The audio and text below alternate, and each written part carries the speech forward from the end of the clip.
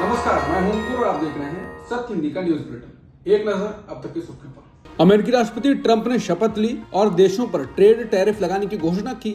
इसके बाद भारत में कोहराम मचा, शेयर बाजार में गिरावट हावी रही, निवेशकों का भी सेंटीमेंट बदला, जिस कारण ये गिरावट और बढ़ गई।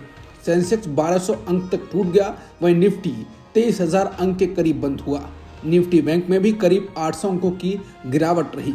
रिलायंस इंडस्ट्रीज और जोमेटो के शेयरों में भारी बिकवाली नजर आई। शेयर मार्केट में आया ये तूफान निवेशकों के करीब 7.5 लाख करोड़ रुपए ले उड़ा। ट्रंप ने अमेरिका के राष्ट्रपति पद की शपथ ली। शपथ समारोह में ट्रंप ने कई देशों के राष्ट्राध्यक्षों को बुलाया, हालांकि पीएम मोदी को निमंत्रण नहीं आया और शपथ लेने के तुरंत बाद ऐसी घोषणाएं की जो भारत में हड़कंप मचा गई। हालांकि पीएम मोदी ने उन्हें ट्वीट कर राष्ट्रपति बनने की बधाई दी है। पीएम मोदी ने ट्वीट कर कहा कि मेरे प्रिय मित्र राष्ट्रपति डोनाल्ड ट्रंप, अमेरिका के 47वें राष्ट्रपति के रूप में आपके ऐतिहासिक इनॉग्रेशन डे पर आपको बधाई। मैं हमारे दोनों देशों को लाभ पहुंचाने और दुनिया के लिए बेहतर भविष्य को आकार देने के लिए एक बार फिर साथ मिलकर काम करने के लिए उत्सुक हूं। आपको आगामी सफल कार्यकाल के लिए शुभकामनाएं।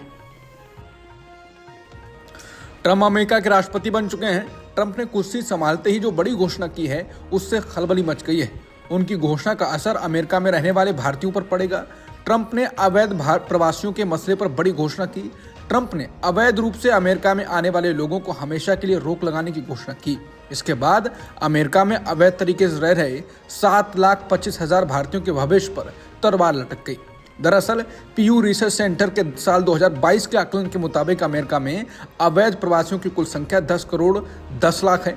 इनमें भारत से आने वाले अवैध प्रवासियों की संख्या करीब 7,25,000 है। इस आकलन का आधार साल 2022 के अमेरिकन कम्युनिटी सर्वे को बनाया गया है। हालांकि ट्रंप के मुताबिक अमेरिका में अवैध प्रवासियों की संख्या 2 करोड़ से 2.5 करोड़ के बीच है। यही वजह है कि अपने शपथ के बाद पहली घोषणा में ट्रंप ने अवैध प्रवासियों पर रोक लगाने की घोषणा की। ट्रंप ने कहा वो अमेरिका मैक्सिको सीमा पर नेशनल इमरजेंसी घोषित करेंगे। ट्रंप ने कहा कि अवैध प्रवेश को तुरंत रोका जाएगा और सरकार लाखों अवैध प्रवासियों को उनके देश वापस भेजने की प्रक्रिया शुरू करेगी। इसके बाद से ही अमेरिका में अवैध तरीके से रह रहे प्रवासियों पर खतरा मंडराने लगा है। बता दें 2023-24 में अमेरिका ने 96,000 से ज्यादा भारतीयों को वापस भेजा था, क्योंकि वो अवैध रूप से घुसे थे।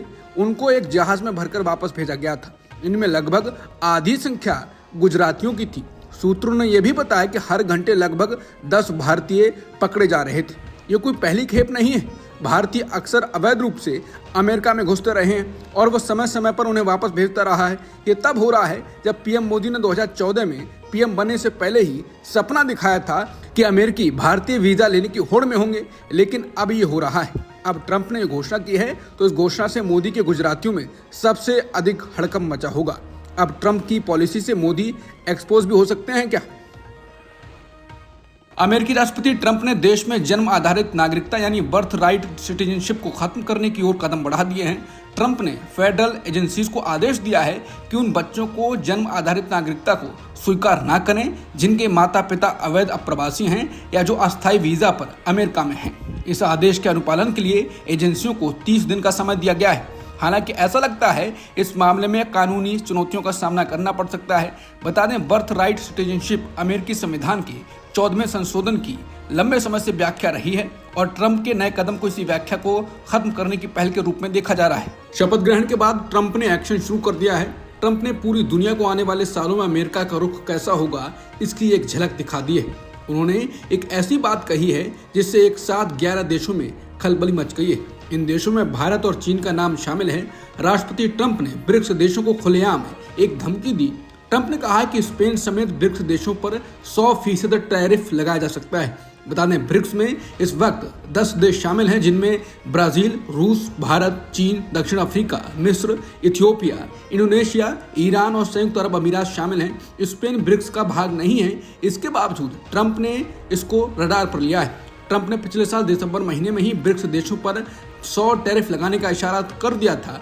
हालांकि उन्होंने इसके लिए एक शर्त भी रखी। ट्रंप ने कहा कि अगर ब्रिक्स देश अमेरिका विरोधी नीतियां लेकर आते हैं तो उन्हें इसके लिए अंजाम भुगतने को तैयार रहना होगा। उन्होंने कहा कि अगर ब्रिक्स देश अमेरिकी डॉलर को कमजोर करने की कोशिश में नई करेंसी बनाते हैं या डॉलर के मुकाबले किसी अन्य करेंसी का समर्थन करते हैं तो अमेरिका उन सब पर 100% का टैरिफ लगाएगा और उन्हें अमेरिका में अपना सामान बेचने से अलविदा कहना होगा। कोई चांस नहीं है कि ब्रिक्स अंतर्राष्ट्रीय बाजार में अमेरिकी डॉलर की जगह ले। बता दें, पिछले साल अक्टूबर में हुए ब्रिक्स देशों के शिखर सम्मेलन में रूसी राष्ट्रपति व्लादिमीर पुतिन ने अमेरिका पर डॉलर को हथियार बनाने का आरोप लगाते हुए इसे बड़ी गलती बताया था। उस समय पुतिन ने कहा था कि ये हम नहीं हैं जो डॉलर का उपयोग करने से इनकार कर रहे हैं, लेकिन अगर वो हमें काम नहीं करने दे रहे हैं तो हम क्या कर सकते हैं, हमें विकल्प खोजने के लिए मजबूर होना पड़ेगा। अमेरिका के राष्ट्रपति बनते ही विश्व स्वास्थ्य संगठन यानी WHO से अलग होने की ट्रंप ने घोषणा कर दी। इस पर अब चीन बोला है। चीन के सरकारी अखबार ग्लोबल टाइम्स के अनुसार चीन के वित्त मंत्रालय के प्रवक्ता गुओ जियाकुन ने कहा है कि WHO की भूमिका को मजबूत करना चाहिए, न कि कमजोर। उन्होंने कहा कि WHO वैश्विक स्वास्थ्य गवर्नेंस में एक केंद्रीय और तालमेल वाली भूमिका निभाता है। उन्होंने कहा कि चीन WHO की जिम्मेदारियों को पूरा करने में उसका समर्थन करना जारी रखेगा। हालांकि WHO प्रमुख टेड्रोस गेब्रियस ने उम्मीद जताई है कि अमेरिका इस फैसले पर पुनर्विचार करेगा। एलोन मस्क एक बार फिर विवादों में है। इस बार विवाद उनके इशारे को लेकर है। दरअसल मस्क ने ट्रंप के शपथ ग्रहण समारोह में स्पीच के दौरान ऐसा सैल्यूट किया जो हिटलर का नाजी सैल्यूट होता है। मस्क ने रैली के दौरान कहा, यह कोई सामान्य जीत नहीं है, ये बहुत ज्यादा मायने रखती है। आपने इसे संभव किया, उसके लिए आपका धन्यवाद, शुक्रिया। ये बोलते हुए मस्क ने अपना दाहिना हाथ अपने सीने तक लगाया और उसे बाहर की ओर फैलाया, जैसे वो किसी को सैल्यूट कर रहे हो। कई अमेरिकी इतिहासकारों ने मस्क के इस जेस्चर को नाजी सैल्यूट बताया। बीजेपी नेता सुब्रमण्यम स्वामी ने एक ट्वीट को रीट्वीट किया है जिसमें कहा गया है, ये मोदी और बीजेपी का आखिरी कार्यकाल होगा। विनीत के नाम के एक ट्विटर यूजर ने लिखा है, ये मोदी और बीजेपी का आखिरी कार्यकाल हो सकता है क्योंकि मिडिल क्लास टैक्सेस और कॉरस्पॉन्डिंग बेनिफिट्स के बारे में बुरे सपने देख रहा है। गड्ढों से भरी सड़कें हैं, बुनियादी शिक्षा और स्वास्थ्य सेवाएं नदारद हैं, भ्रष्ट राजनेता हैं, हर चीज पर टैक्स। लोग इन्हें याद रखते हैं, इसके बारे में सोचते हैं और इन पर अमल करते हैं। इसके बाद स्वामी ने इसे रीट्वीट किया है, यानी उनके भी वही विचार हैं। रामायण में सीता हरण प्रसंग पर अरविंद केजरीवाल की टिप्पणी पर बीजेपी नेताओं ने आम आदमी पार्टी को घेरना शुरू कर दिया। केंद्रीय मंत्री और बीजेपी नेता गिरिराज सिंह ने केजरीवाल पर निशाना साधते हुए कहा, वो रावण से भी ज्यादा रूप बदलते हैं। उन्होंने कहा कि केजरीवाल चुनावी हिंदू बनकर लोगों को ठगने के लिए निकले हैं। बीजेपी सांसद हर्ष मल्होत्रा ने कहा कि अरविंद केजरीवाल और मनीष सिसोदिया शिक्षा की बात करते हैं, लेकिन क्या उन्हें बेसिक ज्ञान नहीं है? रावण का मुद्दा तो वो लेकर आए, लेकिन 10 सालों में क्या क्या इस पर बात होनी चाहिए। बीजेपी सांसद मनोज तिवारी ने कहा कि मुझे जरा भी हैरानी नहीं है कि अरविंद केजरीवाल चुनाव में चुनावी हिंदू बनने की कोशिश करते हैं। बता दें, सोमवार को एक चुनावी सभा में अरविंद केजरीवाल ने रामायण के सीता हरण प्रसंग के बारे में कहा था कि रावण सोने का मृग बनकर आया था। इसके बाद बीजेपी की ओर से तीखी प्रतिक्रियाएं आई, जिसके बाद मंगलवार को अरविंद केजरीवाल ने सफाई देते हुए कहा कि कल मैंने ये कह दिया कि रावण सोने का हिरण बनकर आया था। बीजेपी वाले कह रहे हैं कि रावण नहीं, मारीच राक्षस हिरण बनकर आया था। पूरी भारतीय जनता पार्टी आज मेरे घर के सामने धरने पर बैठी है कि मैंने रावण का अपमान क्यों किया। उन्होंने कहा, इनको रावण से इतना प्यार है, राक्षसी प्रवृत्ति की है इनकी।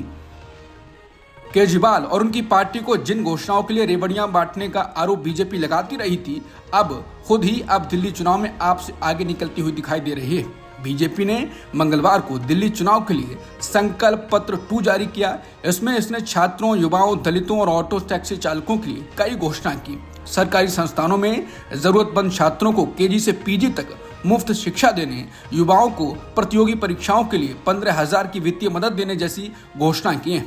कुछ दिनों पहले ही जारी संकल्प पत्र में महिलाओं के लिए 2,500 रुपए मासिक सहायता, 500 रुपए में LPG सिलेंडर और वरिष्ठ नागरिकों के लिए 2,500 रुपए पेंशन का वादा किया गया था। बता दें, इससे पहले PM मोदी और बीजेपी दूसरी पार्टियों को ऐसे वादे करने पर रेवड़ी बांटना कहते रहे हैं, लेकिन अब खुद इस पर उतर आए हैं।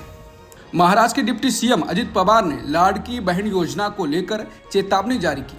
अजित पवार ने कहा कि 2.5 लाख रुपए और उससे अधिक की वार्षिक आय वाली लाड़की बहन लाभार्थी इस योजना से बाहर आ जाएं। अजित पवार ने दावा किया कि राज्य सरकार ने अपने चुनावी वादे को पूरा करते हुए लाड़की बहन योजना के लिए विभाग को 3700 करोड़ रुपए दिए हैं। अयोग्य लाभार्थी खुद इससे योजना का फायदा लेना छोड़ दें। पवार ने कहा कि पात्र महिलाओं को 26 जनवरी से मासिक 1500 रुपए का भत्ता मिलना शुरू हो जाएगा। एक तरफ महाराष्ट्र में बीजेपी के नेतृत्व वाली महायुति सरकार का ये रवैया है कि 1500 रुपए देने में बहाने बनाए जा रहे हैं, दूसरी तरफ उसी बीजेपी ने दिल्ली में महिलाओं को 2500 रुपए देने का वादा किया है। अभी तक उसने इस योजना की शर्तें दिल्ली में नहीं बताई हैं, जबकि महाराष्ट्र में पहले पैसा दे दिया और अब दोबारा जीत कर आए हैं तो महिलाओं को शर्तें बताई जा रही हैं। वहीं शिवसेना यूबीटी के प्रवक्ता संजय राउत ने मुख्यमंत्री फडणवीस की आलोचना की। राउत ने कहा कि चुनाव से पहले महायुति सरकार ने वोट सुरक्षित करने के लिए अंधाधुंध लाभ बांटे, अब सत्ता में आने के बाद वो पैसा वापस नहीं ले सकते। नोटिस जारी करना या महिलाओं को परेशान करना बेहद गलत है। अब राहुल गांधी के खिलाफ किसी भी चीज को लेकर आदमी कोर्ट जा सकता है। अब मामला बताता हूँ। बिहार के एक युवक राहुल गांधी के खिलाफ कोर्ट पहुंचे हैं। उनका कहना है कि राहुल गांधी का एक बयान सुनकर उन्हें ऐसा झटका लगा कि दूध से भरी बाल्टी उनके हाथ से खिसक गई, जिसकी कीमत 50 रुपए प्रति लीटर थी। ऐसे में मुझे कुल 250 रुपए का नुकसान हुआ। बाल्टी इसलिए गिरी क्योंकि बयान सुनकर मैं सदमे में पहुंच गया। युवक बिहार के समस्तीपुर जिले का रहने वाला मुकेश कुमार है। उसने रोसड़ा कोर्ट में राहुल गांधी के खिलाफ याचिका दाखिल की। अब वो वक्त दूर नहीं है जब आदमी को बुखार आया, खांसी आई, भूख नहीं लग रही, फोन टूट गया तो आदमी राहुल गांधी पर केस कर सकता है। महात्मा गांधी के कांग्रेस अध्यक्ष बनने के 100 साल पूरे होने पर कर्नाटक कांग्रेस ने बेलगावी में मंगलवार को जय भीम जय बापू जय संविधान रैली निकाली। इसमें कांग्रेस अध्यक्ष मल्लिकार्जुन खड़गे, कांग्रेस सांसद प्रियंका गांधी, कर्नाटक के मुख्यमंत्री सिद्धारमैया, डिप्टी सीएम डीके शिवकुमार भी शामिल हुए। खड़गे ने कहा कि भाजपा पिछले कई सालों से संविधान को कमजोर करने की कोशिश कर रही है। अगर देश में संविधान नहीं होता तो देश में अराजकता होती। यही कारण है कि आजकल लोग गांधी को याद करते हैं। लोग उनके काम, उनके बलिदान और योगदान के लिए उनका सम्मान करते हैं। इसके अलावा जयराम रमेश ने कहा कि आज मोहन भागवत महात्मा गांधी का अपमान कर रहे हैं, अमित शाह डॉक्टर अंबेडकर का अपमान कर रहे हैं, नरेंद्र मोदी संविधान पर हमला कर रहे हैं और इसीलिए हमने जय बापू जय भीम जय संविधान अभियान शुरू किया है। हम महात्मा गांधी और स्वतंत्रता आंदोलन का अपमान करने के लिए मोहन भागवत से माफी की मांग करते हैं और संसद में अमित शाह ने जो अंबेडकर पर कहा उस पर उनके इस्तीफे की और उनसे भी माफी की मांग करते हैं। प्रियंका गांधी ने आज कर्नाटक में बेलगावी में मंगलवार को जय भीम जय बापू जय संविधान रैली निकाली। इस दौरान प्रियंका गांधी ने कहा कि मोदी सरकार राहुल गांधी से डरती है। मेरे बड़े भाई राहुल जी हर रोज संविधान के लिए लड़ते हैं, वो इसके लिए जान देने को तैयार हैं। जब राहुल गांधी संसद में आपकी आवाज उठाते हैं तब मोदी सरकार संसद को रद्द करने की कोशिश करती है क्योंकि वो उनसे डरती है। मोदी सरकार के लोग राहुल गांधी जी को देखकर कांपते हैं क्योंकि वो सच्चाई की लड़ाई लड़ रहे हैं। ये लोग राहुल जी के ऊपर तमाम केस लगा रहे हैं लेकिन वो डरने वाले नहीं हैं। प्रियंका गांधी ने कहा कि आज बीजेपी सरकार हर रोज निजीकरण कर सारी संपत्ति चंद उद्योगपतियों को सौंप रही है। निजीकरण से आरक्षण खत्म हो जाता है। बीजेपी ने लेटरल एंट्री के जरिए भी आरक्षण को खत्म करने की कोशिश की। यही संविधान विरोधी नीतियां कही जाती हैं। इसलिए जब हम कहते हैं कि बीजेपी संविधान को कमजोर कर रही है तो उसका मतलब होता है ये लोग आपको कमजोर कर रहे हैं और आपके जीवन में संघर्ष को बढ़ा रहे हैं। राहुल गांधी ने भारत की हालत को लेकर पीएम मोदी पर निशाना साधा है। राहुल गांधी ने कहा कि मोदी जी के विकसित भारत की सच्चाई ये है, मेहनत आपकी, मुनाफा किसका? आप सभी के खून पसीने से देश की अर्थव्यवस्था का पहिया घूम रहा है, लेकिन क्या आपको उसमें उचित हिस्सा मिल रहा है? जरा सोचिए। मैन्युफैक्चरिंग सेक्टर की अर्थव्यवस्था में हिस्सेदारी 60 साल के सबसे निचले स्तर तक चली गई है। इस वजह से लोगों को रोजगार के लिए संघर्ष करना पड़ रहा है। कृषि क्षेत्र में गलत नीतियों ने किसान और खेत मजदूर की स्थिति बदहाल की है। वो मुश्किल से अपना गुजारा कर पा रहे हैं। पिछले 5 वर्षों में श्रमिकों की वास्तविक आमदनी या तो स्थिर है या कम हुई है। हानिकारक जीएसटी और इनकम टैक्स की मार ने गरीब और मिडिल क्लास का जीना हराम कर रखा है, जबकि कॉरपोरेट का कर्जा माफ किया जा रहा है। आसमान छूती महंगाई के कारण अब न सिर्फ गरीब बल्कि सैलरीड क्लास भी अपनी जरूरतों के लिए लोन लेने को मजबूर है। वास्तविक विकास वो है जहां सबकी उन्नति हो, बिजनेस के लिए निष्पक्ष माहौल मिले, उचित टैक्स सिस्टम हो और श्रमिकों की आमदनी बढ़े। इससे ही देश समृद्ध और मजबूत बनेगा। उत्तराखंड में यूसीसी लागू किए जाने पर एआईएमएम के नेता असदुद्दीन ओवैसी ने प्रतिक्रिया दी। ओवैसी ने पत्रकारों से कहा कि जब आप Hindu marriage act, Hindu succession act को छूट दे रहे हैं तो इसे यूसीसी नहीं बोला जा सकता। इसके अलावा ये आदिवासियों पर भी लागू नहीं होगा। ये कहाँ का यूनिफॉर्म सिविल कोड है? सिर्फ मुसलमानों को शादी या तलाक या जायदाद का बंटवारा उनके मजहबी तरीके से करने से रोक रही हैं। ये झूठ बोल रहे हैं। आपके देश में वैसे भी सबके लिए एक अलग कानून है, special marriage act, Indian succession act, juvenile justice act इन्हें इस्तेमाल करिए। उन्होंने कहा कि हिंदू अनडिवाइडेड टैक्स रिबेट 2 साल पहले 1700 करोड़ रुपए का मिला था, ये मुसलमानों और ईसाइयों को क्यों नहीं मिलता है। बता दें, उत्तराखंड मंत्रिमंडल ने यूसीसी कानून की नियमावली 2025 को सोमवार को मंजूरी दी थी। मुख्यमंत्री पुष्कर सिंह धामी ने कहा कि अब जल्द ही से राज्य में लागू किया जाएगा। बॉलीवुड अभिनेता सैफ अली खान अस्पताल से डिस्चार्ज हो गए हैं। बता दें, गुरुवार तड़के सैफ अली खान के बांद्रा स्थित घर में एक शख्स घुस गया था और इस दौरान उस शख्स ने सैफ पर कई बार चाकू से वार किए, जिसमें वो बुरी तरह घायल हो गए थे। इस हमले में सैफ अली खान को 6 जगह चोट आई, जिसमें उनकी रीढ़ और गर्दन पर गहरे घाव थे। डॉक्टरों ने बताया कि सैफ अली खान की रीढ़ से चाकू का 2.5 इंच लंबा टुकड़ा निकाला गया। बता दें, मुंबई पुलिस का कहना है कि उसने दोषी को पकड़ लिया है, हालांकि अभी भी सवाल उठ रहे हैं। प्रधानमंत्री मोदी पर तीखा हमला करते हुए कांग्रेस ने मंगलवार को कहा कि मणिपुर को केंद्रीय गृह मंत्री अमित शाह को सौंपना प्रधानमंत्री पद की जिम्मेदारी से भागना है, जो विनाशकारी साबित हुआ है। इसके साथ ही कांग्रेस ने मांग दोहराई कि प्रधानमंत्री हिंसा प्रभावित राज्य का दौरा करें। विपक्षी पार्टी का यह हमला प्रधानमंत्री मोदी द्वारा मंगलवार को मणिपुर के लोगों को उनके राज्य दिवस पर बधाई देने के बाद आया। पीएम मोदी ने ट्वीट कर कहा था कि मणिपुर की जनता को राज्य के स्थापना दिवस पर बधाई। हमें भारत के विकास में मणिपुर के लोगों द्वारा निभाई गई भूमिका पर अविश्वसनीय रूप से गर्व है। मणिपुर की प्रगति के लिए मेरी शुभकामनाएं।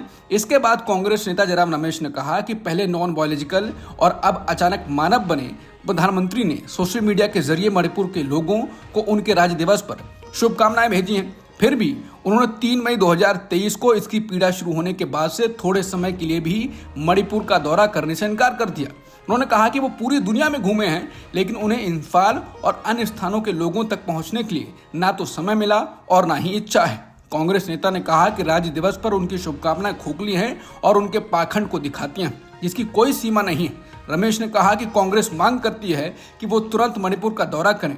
अगर उनमें कोई चिंता है तो वो कम से कम इतना तो कर सकते हैं, मणिपुर को केंद्रीय गृह मंत्री अमित शाह को सौंपना प्रधानमंत्री की जिम्मेदारी से भागना है और ये विनाशकारी साबित हुआ है।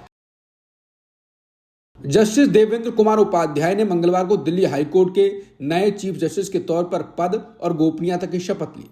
दिल्ली के एलजी सक्सेना ने उन्हें पद और गोपनीयता की शपथ दिलाई। इस दौरान दिल्ली के मुख्यमंत्री आतिशी भी मौजूद रही। समाचार एजेंसी पीटीआई के मुताबिक जस्टिस देवेंद्र कुमार उपाध्याय इससे पहले बॉम्बे हाईकोर्ट के चीफ जस्टिस रहे। वह मूल रूप से उत्तर प्रदेश के हैं। मध्य प्रदेश हाईकोर्ट के रिटायर्ड जज रोहित आर्य को एमपी के वन नेशन वन इलेक्शन समिति के लिए बीजेपी का संयोजक नियुक्त किया गया है। बीजेपी के प्रदेश अध्यक्ष विष्णु दत्त शर्मा ने जस्टिस रोहित आर्य को पुष्यमित्र भार्गव के साथ संयोजक नियुक्त किया है।